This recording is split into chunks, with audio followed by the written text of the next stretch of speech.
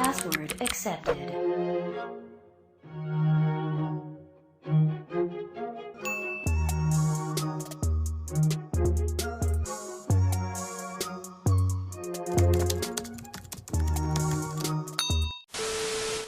Hey guys, it's your girl Cameron and I'm back at it again with another video. And today I'm going to be talking about and reviewing the most recent Bachelor season with Matt James. And I'm really excited to talk about this today because the final episode just aired the other night, or tonight actually, but when you guys see this video it'll probably be a day or two out. I have a lot of thoughts. About the season. So it's really me rambling. I don't have notes. I don't have anything. This is just purely based off of my thoughts, what I know, what I've seen. I've seen every episode, and I just watched the after the rose, the final rose. Y'all know what I'm talking about. So please comment down below. What did you guys think of the season? Please comment down below. I would love to interact with you guys. Get the conversation going. We're gonna get through everything to the best of my abilities. This video is probably gonna be a little long, but that's just a warning, and it's cool because you can get your snacks, your drinks. I got mine. It's gonna be a good time. And please hit that subscribe button down below if you want to see more videos like this. I have done some TV show reviews, just not reality TV. I usually do music reactions, I do commentary, so I'm mixing it a little bit today. Sip your tea because we got a lot to talk about. Thank you guys so much for watching, and without further ado, let's just get straight into the video. Let's go. You know, I'm one of those viewers who have watched the show before, but I'm not a religious watcher. I know there were a lot of people who just tuned in for the first time because of Matt James, or they might have watched Rachel Lindsay's season, but I initially started watching The Bachelor not because I really wanted to, but because I knew somebody who was going to be on the show. Family member, kind of family member-ish, but I know him. And he was one of the contestants on The Bachelorette season 4. I want to say her name was Caitlin. I don't really remember, but that was a while ago, and I kind of watched the show on and off. And then the last season I watched was Rachel Lindsay, who was the first Black woman to be the Bachelorette, which is very interesting, by the way, that it was a Black woman first and then a Black man, because I'm really used to it being the other way around for a lot of things. Please ignore the dishwasher if you can hear that. It should be done soon. So I'm one of those viewers who knows how the show works enough to where I'm like, okay, I could extend some sort of grace and kind of understand what's going on here. Because if you don't watch The Bachelor or The Bachelorette, it's ridiculous. If you're watching it for the first time, you're like, these people are batshit crazy, they're psychotic, this is not gonna work. So yeah, I was excited to see this season. I knew when I saw it was going to be a Black Bachelor, which he is biracial, but you know, he's the Black Bachelor, the first Black man to be a Bachelor, which is a huge deal in the franchise history. I was like, I've got to watch, I want to support. So Matt James, we'll get into him, but from jump, off rip, from the first second, the first episode, I realized there are too many damn women on this season. It was ridiculous. Now, again, I'm not a religious watcher, so I don't know how much is too much or whatnot. It's normally a lot of people, but I'm pretty sure they did say that this was the most women that they've ever had in the history of the show. So it was a little chaotic, guys. A lot of chaotic. It's like I could not keep up. And that was one of the things that I did not like about this season, is I really never was fully invested in one of their relationships. I just never was fully invested. There was not one relationship that I was like, I need this to work. I don't know if it was the chemistry. I feel like there was a lot of off-screen conversations that we were not shown. So for me, although there were people who I was rooting for, and some of those people were Bree, Abigail, Michelle, and there were some girls that I liked, but I just didn't I didn't really see them with Matt. So that would be like Katie. I liked her, but I felt like I didn't see her with Matt. And there was another woman. I'm gonna put her picture on the screen because I don't know her name, but I really wanted her to get more time.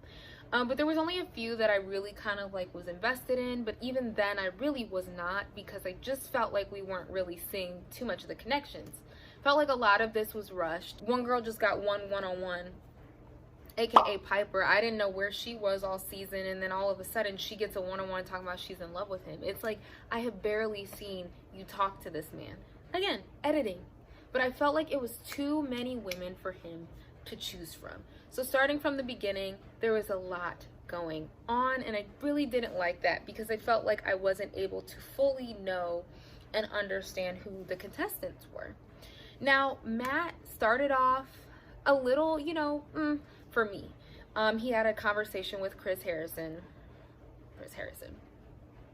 about how, being the first Black Bachelor, but he was talking about how he felt like people had an expectation of whom he should choose. You've got people who have certain views, old school views, on what a relationship and what love looks like. And you've got people who are cheering for you to find love, and then you've got people who are cheering for you to end up with a specific person of a specific race. That's something that kept me up at night. It's like, whatever. It was kind of one of those things where I was like, I'm pretty sure he's saying, like,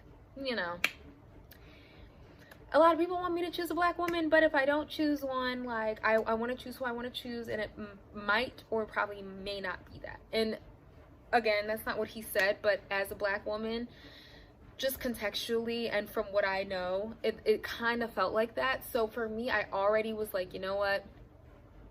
This is ABC. This is The Bachelor. I am not going to expect this man to pick a Black woman off rip. If it happens, lovely. I wasn't saying that he wasn't, but I also was not expecting it from him. Okay? So that already kind of was like, But I will say he started off strong as The Bachelor. He said like a toast. Instead of a toast, he did a prayer. He was trying to like set his own tone. And I appreciated that. I really liked Matt, but I have to say as the season declined, I really just wasn't feeling him. And I'm trying to say this in the nicest way because no, I'm not trying to tear him down. It's not easy, but I just do not really care for how he handled certain things. And he really kind of started to irritate me a lot. We'll get there. We all know that Abigail got the first impression rose, and that was one of the most disappointing aspects of this season for me. They had a really nice connection, and of course getting the first impression does not mean shit.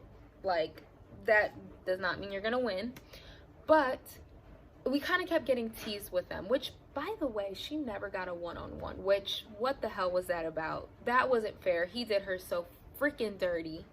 And Matt just slowly stopped showing her interest or attention or anything as the season continued, okay? And by the time they got to, like, we're far on in the season, so she sits down and actually has to talk to him about it and is like, hey, yo, I don't think you notice me anymore. Like, what the hell is going on? She didn't say like that. These women, by the way, were way too easygoing on Matt. Okay? You guys are still the ladies. You're still the prize. Like, don't let this man, just because he has the pick of the litter, don't let him come around here and run shit like that. Like, don't let him. Anyways. Then he randomly came out with it and was like, I got so comfortable in our connection from that first impression, and we just had this thing that I really just didn't feel the need to like keep up with that connection. Like, I really didn't feel the need to do all of that, and along the way I kind of lost feelings. I don't see it with you. Had some sort of control over that. You gave her no one-on-one, while we all know Serena got 2 one-on-one dates, which she rejected him. Bravo. But I just didn't like how he navigated some of these relationships. It was inconsistent between all of the women. He would sit here and say, I'm trying to be honest. I want to be honest. I want to lead with my heart. But he almost blindsided almost every woman who he sent home abruptly.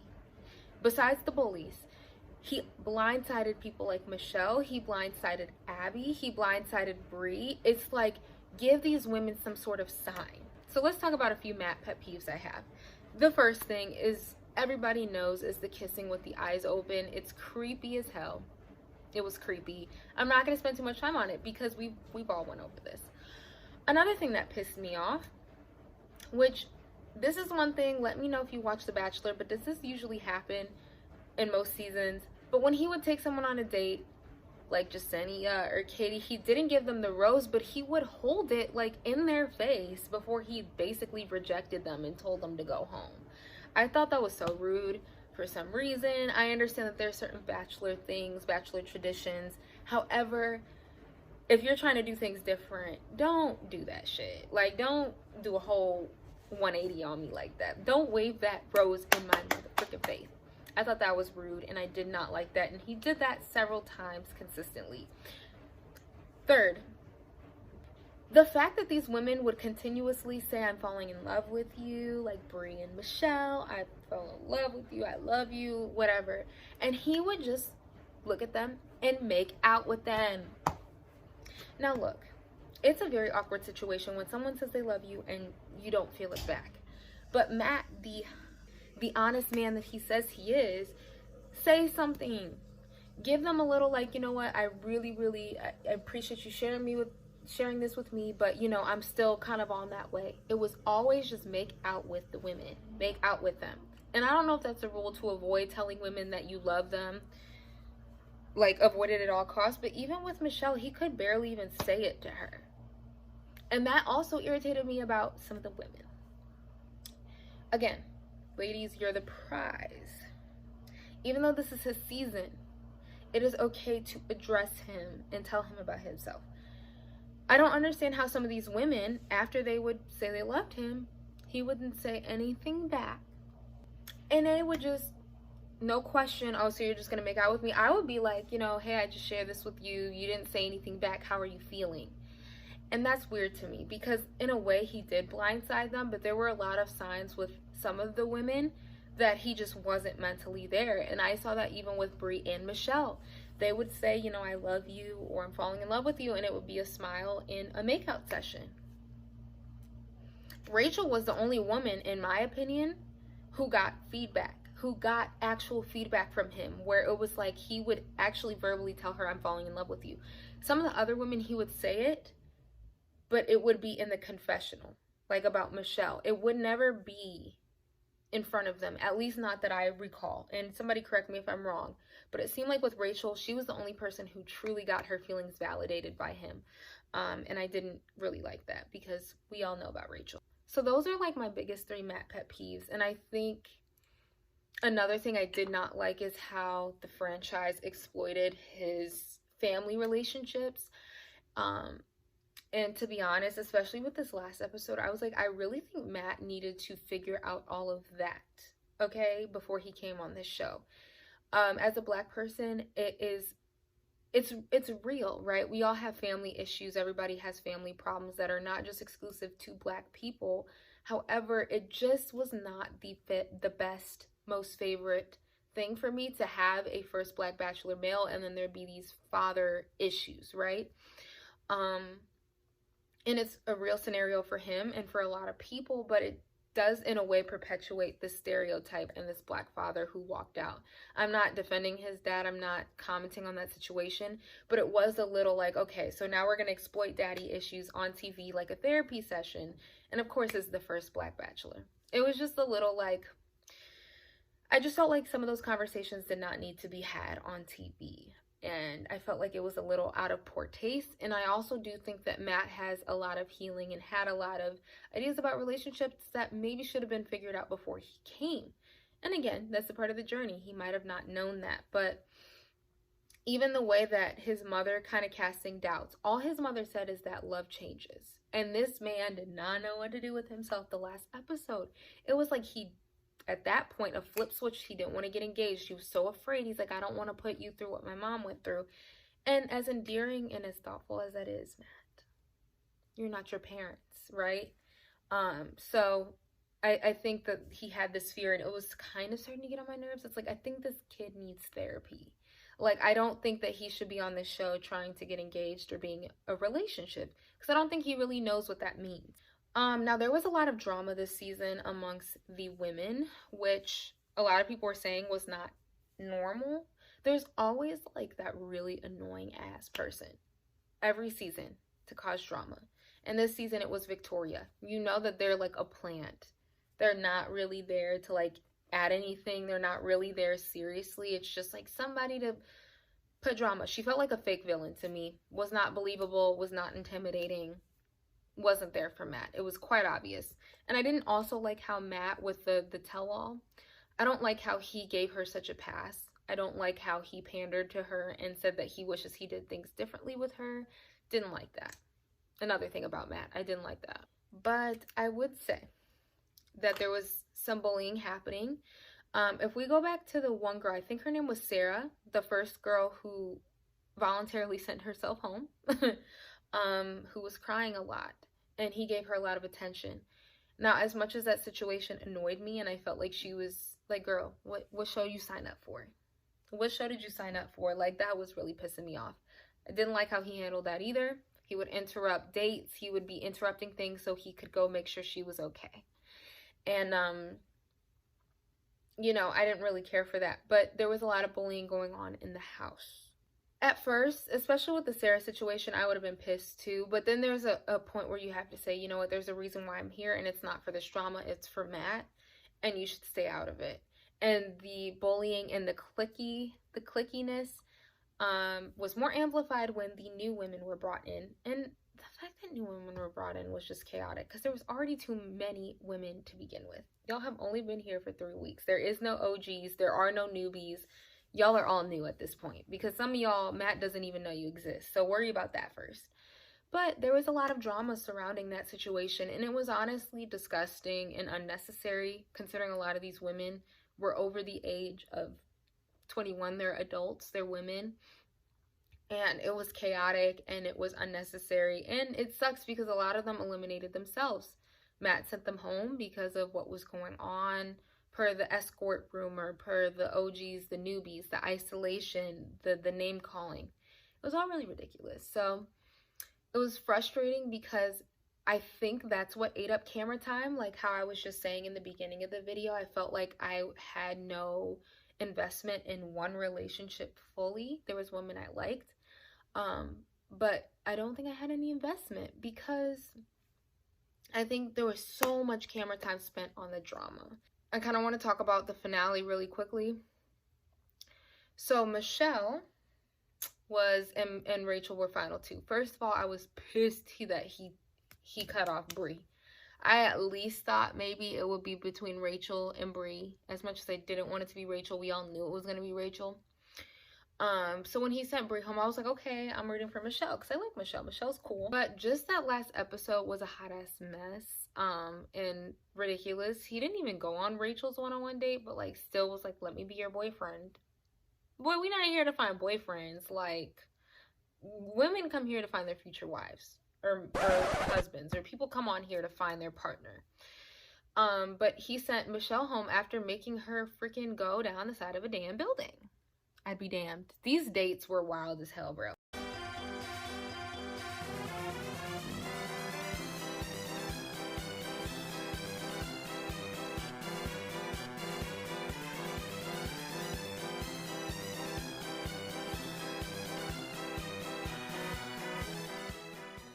I'm not doing that for a man. Okay? Nope. Not a man that's dating like 30 other women. Not me. But he sent her home. Again, blindsiding her. And he kind of just said, I can't do this. And it's like, bro, I can respect your honesty, but you be a little too late. You have the women thinking you're on one page when you're on another one. And that's what I didn't really care for about Matt. It's like, I'm being honest. I need to be honest. But you weren't keeping it real. You weren't. Because most of the women, you left them blindsided. The women that you had connections with. So that was that. And Michelle said in the after rose that she wanted to have a conversation off camera just for 2 minutes. Just to get the closure. Because he didn't really provide her with any. He didn't check on her after, by the way, guys. And he refused to have a 2-minute conversation with her. And I want you guys to think about this. You guys remember how I was talking about how Sarah was crying and always in her room because she was in her feelings that Matt was with other women? Isn't it funny how he would drop everything at the drop of a dime to go be with Sarah and check on her and be cool with her and yada yada yada? But he could not give Michelle 2 minutes. That's Matt James for you guys, okay? You know, I really want to root for him, but he's a man. He's a guy. he's gonna do guy shit. And he did a lot of guy shit that I did not like, and I could not stand by it. So yeah, I'll leave that there. Now, for his choice. We're gonna get to his choice. So he chose Rachel Kirkconnell. There was a lot of rumors about her being the chosen one anyways. And Rachel was one of those people who kind of slid by to me. Their connection, I didn't realize they really liked each other that much till her one-on-one. And even then, I wasn't really convinced. But somehow, I think she was the first girl to say she was falling in love with him. And he actually said it back to her at some point. And I think it might have been that night. But she was like the only one, like I said, who got verbal validation from him multiple times. It was very clear that it was extremely reciprocated, that he was falling for her. And halfway through the season, allegations of Rachel's racist past or racially insensitive past came up. And she attended a antebellum Old South plantation party. And there were some other things about her allegedly teasing other girls for dating black guys back in high school and liking inappropriate and racial pictures, and her friend group and her parents supporting Trump, and just all of these things were coming out. And so, you know, we all didn't like her, but we had a feeling he would choose her. And it's just very ironic how the first Black Bachelor chooses a contestant who has a very questionable, racist, racially insensitive, racist past. And I think this was why some people were adamant or hopeful that he would choose a Black woman, just because the same problem wouldn't have ensued. But as much as, you know, I've talked about Matt, is I do not wish that on color to have to deal and face somebody who they thought was one thing and they're another person. And even how he had to sit on stage with her at the after rose, and you know, you could see he was hurt by what he's seen, and that sucks. But he clearly made the wrong choice. They're not together anymore.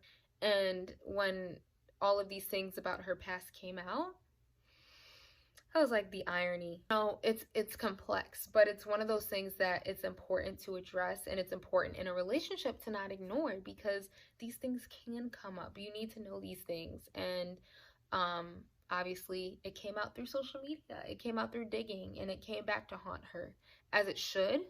And she should be held accountable. And I think it's probably best that he broke up with her. I actually was pleasantly surprised to see that he was standing firmly by that decision, because he could have said, F it, like, I don't care, I love her. But no, like, he takes that very seriously, and that stuff will affect you. It affects how you interact with their family. It affects your future children. As another Black person coming from a Black person, I did feel like just the tokenism, the way that they used him for this diversity clout, and then for it to end up this way, because he didn't know when he chose her. But to have to sit up there, and even just the after rose being based on this conversation of race, was very surprising. I thought Emmanuel did a great job as well, handling that conversation, better than Chris Harrison ever could. I was like, you did choose her, and I don't feel bad for you for that. It's just kind of like, wrong woman, wrong one. Honestly, disappointing. Again, I don't expect much from the Bachelor franchise. I've seen it before.